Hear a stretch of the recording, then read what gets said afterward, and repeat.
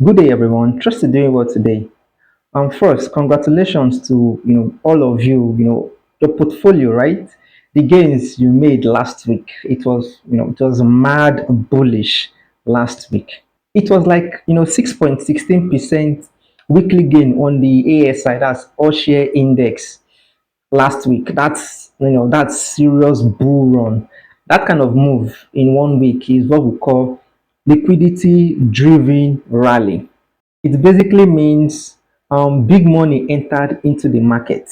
So, what caused this bull run for last week? Number one, pension fund equity allocation reform. The reform allows pension funds to allocate more money into equities, that's stocks, because before now, majority of PFA investment has been in fixed income. Now, this means billions of naira will now enter into the stock market, which technically has started entering since last week.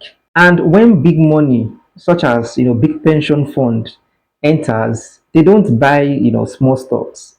They buy heavyweight stocks. So last week was evidence of that because last week heavyweight stocks were getting bought left, right, and center.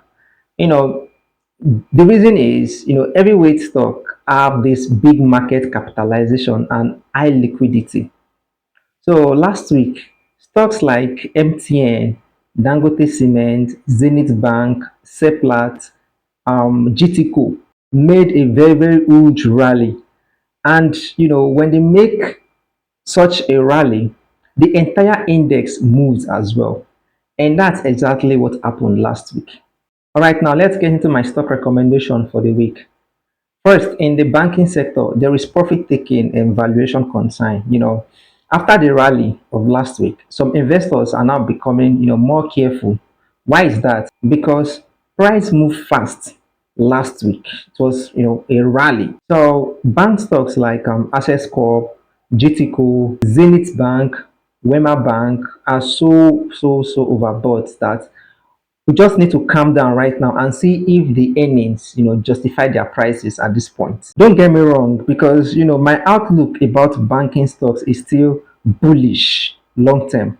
However, in the short term, there's a little bit of cooling, which is very, very likely. Next is in the consumer goods sector. This sector is really struggling due to weak consumer spending and margin compression. So at this point, it's really best to sell and take profit on the likes of, Dangote Sugar, Nestle, and PZ. However, you can still own NASCOM and Guinness. But, there is one that seems promising to buy right now. That is actually Unilever, and your expected upside should be around like 7%. Next is in the industrial goods sector. Well, as you know, cement stocks, ran hard, last week as well.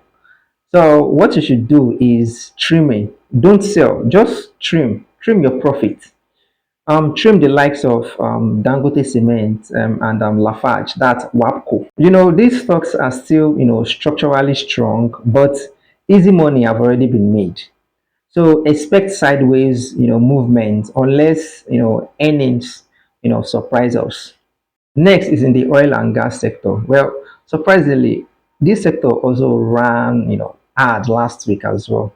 So technically, expect pullbacks and consolidation, especially on Seplat and Aradel. Then in the conglomerate sector, Transcorp is a good buy for now. I just spotted that Transcorp is a good one to buy. In the ICT sector, I recommended Airtel last week. I'm still recommending Airtel this week as well. So subscribe to this channel for more updates, and that's all I have got for today. See you again next week, and stay safe.